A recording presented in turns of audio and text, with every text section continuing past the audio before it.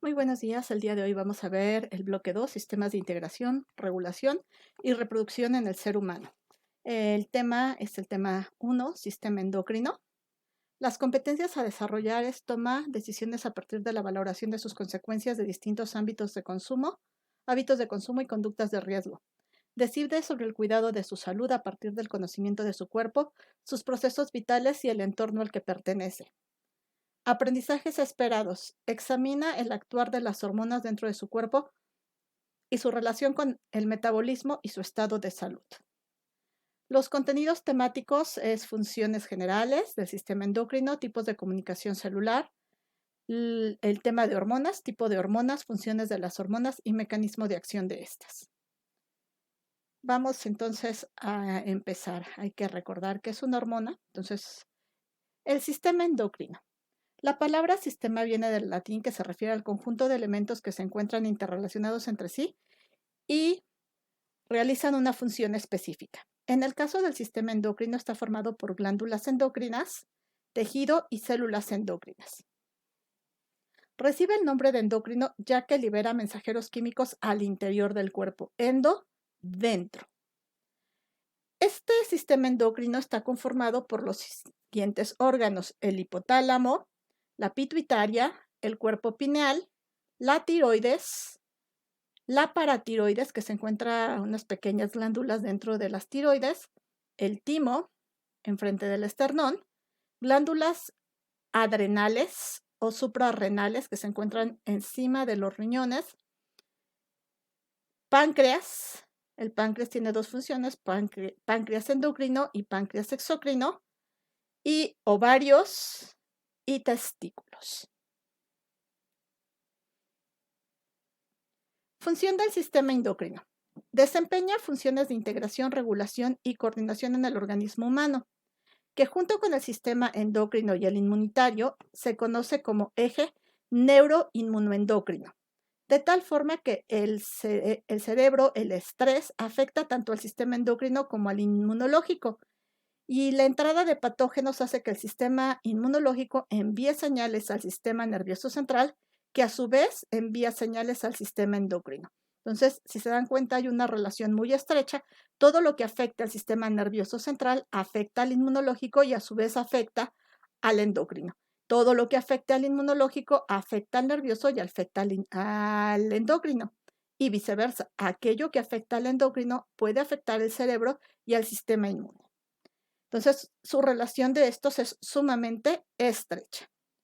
Veamos entonces, por ejemplo, el estrés, hablando de ahorita muchas de las situaciones que estamos viviendo dentro de la pandemia. Este miedo a infectarnos, la situación de entregar trabajos, hace que nuestro cerebro se sienta agobiado, estresado. Esto hace que se liberen neurotransmisores que van hacia las células endocrinas o a las células diana. Esto produce la liberación de hormonas que van hacia las mismas células diana y pueden provocar obesidad por estas hormonas de estrés. ¿Están de acuerdo? Finalmente, estas células endocrinas producen hormonas que pueden ir y dar información al sistema inmunitario y hace que el sistema inmunitario pueda estar pues deprimido y puedan entrar patógenos que nos puedan causar enfermedad. ¿Están de acuerdo?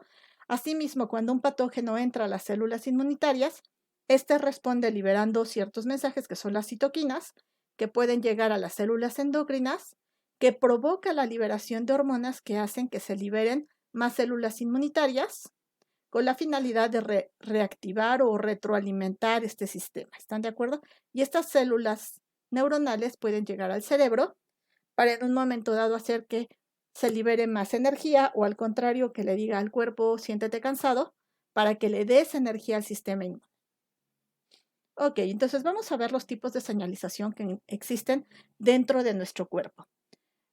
La primera, pues obviamente es la endocrina clásica, donde las células liberan mediadores químicos.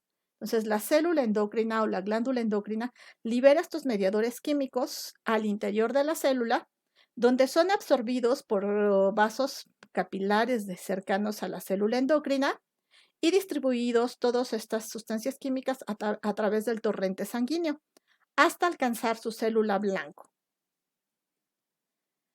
Otro sistema es el sistema neuroendocrino. En este se da cuando las células neuronales liberan mediadores químicos que son transportados por el torrente sanguíneo hasta su célula blanco. Entonces, en este caso, una neurona libera estas sustancias químicas hacia el interior de la célula, no es recibido por otra neurona, sino que en los capilares se absorbe y estos capilares son los que van a llevar esta señal hacia las células diana. Autocrina.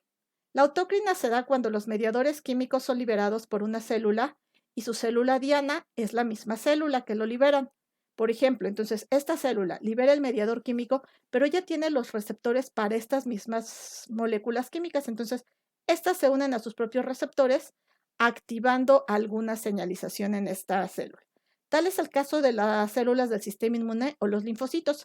Cuando llega un patógeno, un parásito, llega, se une a los receptores, lo endocitan y libera sustancias que se llaman oxitocinas, que se unen al mismo linfocito o linfocinas y provocan la multiplicación de este linfocito.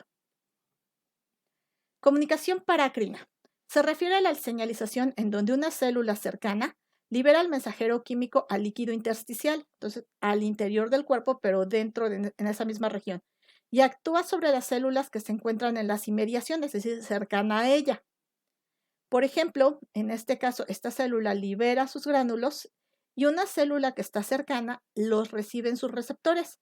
Tal es el caso como sustancias químicas como la histamina, que es la responsable de las alergias, el óxido nítrico y factores de crecimiento y prostaglandinas, que son factores de inflamación. Y finalmente, la comunicación sináptica. Esta se refiere a la señalización en donde una célula se comunica con otra a través de la liberación de sustancias químicas en un espacio que separa estas dos células muy pequeño, ¿están de acuerdo? Y esto permite la comunicación entre esta célula y esta célula a través de comunicación química o eléctrica. Esto se da únicamente a nivel de neuronas. Bueno, pues ahora que ya aprendiste el tipo de comunicación que hay, relaciona las siguientes columnas, ya sea que lo hagas a través de EducaPlay o si lo vas a hacer de manera sin conectividad, aquí tienes lo que tienes que relacionar. Entonces podemos relacionar uno, las células liberan mediadores químicos que son transportados a sus células blanco por el torrente sanguíneo. Dime si es endocrina, neuroendocrina, autocrina, parácrina o sináptica, perdón. Entonces, ustedes escojan cuál de estas va a corresponder. Muy bien, continuemos con nuestro tema.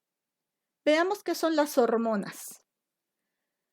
Son mensajeros químicos que liberan las glándulas, células o tejidos endocrinos. A esto le vamos a llamar hormonas. ¿Están de acuerdo? Y vamos a ver que tienen diferentes funciones. Pueden ser tópicas. ¿A qué se refieren las tópicas? Que actúan solo en otras glándulas. ¿Están de acuerdo? Tenemos las sexuales, que actúan en tejido reproductor. Metabólicas, que estimulan el metabolismo. Estimulantes, aceleran o estimulan algún proceso celular.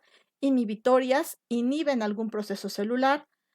Antagonistas, que junto con otra sustancia tienen efectos contrarios, o sinérgicos, que junto con otras sustancias tienen efectos conjuntos o potencian la acción. ¿Están de acuerdo?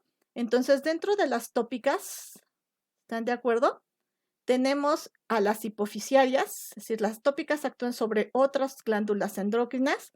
Tenemos las hipofisiarias, que se liberan obviamente por la hipófisis, y las adenohipofisiarias, que también es una otra zona de la hipófisis. Entonces vamos a ver diferentes tipos. Ahora, por su naturaleza química, las hormonas se van a dividir en lipídicas y no lipídicas. En el caso de las lipídicas, las vamos a dividir en dos tipos: esteroideas, que son derivadas del colesterol. Y aquí tenemos, por ejemplo, a la cortisona, a la aldosterona, a los estrógenos, progesterona y testosterona. Y también tenemos derivadas de ácidos grasos, como es la hormona juvenil y las prostaglandinas. En el caso de las hormonas no lipídicas, estas se van a dividir en proteicas que son proteínas propiamente dicha, cadenas de aminoácidos sumamente largas, peptídicas, que son cadenas de aminoácidos cortas, derivados de aminoácidos y glucoproteínas. Entonces, en las proteicas tenemos la hormona del crecimiento, la prolactina, la hormona paratiroidea, la calcitonina, la insulina y el glucagón. En tanto que en las peptídicas tenemos a la hormona la ADH, la oxitocina, el melanocorticoide estimulante, la somatostatina, la hormona liberadora de tirotropina. Entre los derivados de aminoácidos tenemos la norepinefrina, la adrenalina, la melanina, la tiroxina. En las glucoproteínas, la hormona folículo estimulante, la luteinizante, la estimulante de la tiroides y la gonadotrófica. Entonces, tenemos una gran variedad de hormonas que tienen diversas funciones. Entonces, vamos a ver nuevamente. Las proteínas quedamos que son cadenas muy largas de aminoácidos. Tal es el caso de la insulina, que tiene dos cadenas proteicas, la cadena alfa y la cadena beta, unidas entre ellas por puentes disulfuro. Péptidos, que están formados por muy pocos aminoácidos, tal es el caso de la oxitocina, y glicoproteínas, que tienen proteínas y carbohidratos. Las hormonas lipídicas esteroideas quedamos que son derivadas del colesterol o derivadas de ácidos grasos. Aquí estamos las derivadas de aminoácidos, como es la tiroxina, que es derivada del triptofano. Ok. Dentro de las funciones hormonales vamos a tener la estimulante. Activa o inicia ciclos bioquímicos, estimula determinados comportamientos en los tejidos del cuerpo. Por ejemplo, la hormona prolactina induce la producción de leche en las mamas, entonces estimula la producción de leche. Inhibitorias, ejerce un rol contrario, inhibe, detiene o estimula la producción de alguna sustancia de un determinado comportamiento o un determinado comportamiento de un tejido corporal. Por ejemplo, la somatostatina inhibe la producción de más hormonas del crecimiento, inhibiendo de esta forma que el individuo siga creciendo. Antagonistas regulan un proceso del cuerpo en base a estimularlo o inhibirlo, o de producir efectos contrarios pero simultáneos. Por ejemplo, la hormona de la insulina y del glucagón, mientras que la hormona de la insulina actúa abriendo los canales de glucosa para que entre glucosa a las células, el glucagón provoca al revés la liberación de glucosa al torrente sanguíneo. La insulina, a su vez, dentro del metabolismo, provoca la activación de la glucogenogénesis, formación de glucógeno, y el glucagón, la glucogenólisis, la degradación del glucógeno. Entonces vean que tenemos efectos contrarios, pero que están relacionados uno con otro.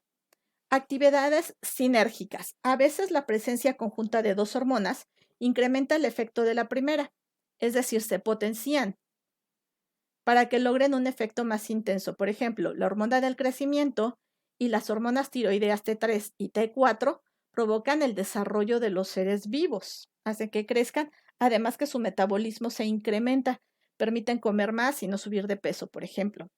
Trópicas.